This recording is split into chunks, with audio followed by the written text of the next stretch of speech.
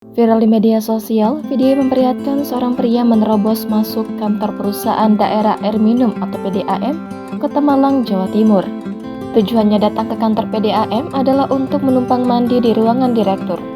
Pria tersebut juga nekat menaiki tangga untuk bertemu dengan direktur PDAM. Aksinya itu kemudian dicegah oleh petugas keamanan. Dalam video yang diunggah di akun TikTok @danilahor, terlihat seorang pria mengalungkan handuk di lehernya dan membawa payung. Sementara perekam diduga adalah istri lelaki tersebut. Dia terlihat mencari-cari ruangan direktur setelah masuk ke kantor PDAM. Seorang security pun mengikutinya dan mencoba menghentikan aksinya. Petugas lalu mengatakan jika insiden air mati disebabkan karena kebocoran pipa.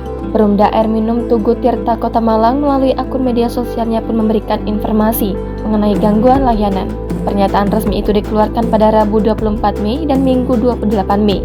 Pada keterangan yang diunggah di Instagram pada Minggu 28 Mei, Perumda Tugu Tirta membenarkan telah terjadi gangguan aliran air lantaran kebocoran pipa. Dalam unggahan tersebut juga dijelaskan sejumlah wilayah yang terdampak seperti Jalan Baiduri Pandan, Jalan Baiduri Bulan, Jalan Tata Surya, Jalan Planet-Planet, Jalan Raya Telogomas, Jalan MT Haryono, dan sejumlah wilayah lainnya.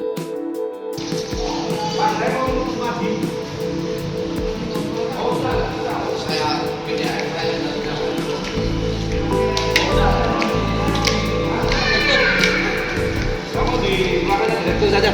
Mana Pak? Oh iya, bilang aja Pak Pras. Telepon Pak Pras, saya mau mandi di kantornya, di dalam ruangannya. Nyuci baju juga. Cuci baju juga kita mau. Jangan lupa subscribe, share, komen, dan like ya.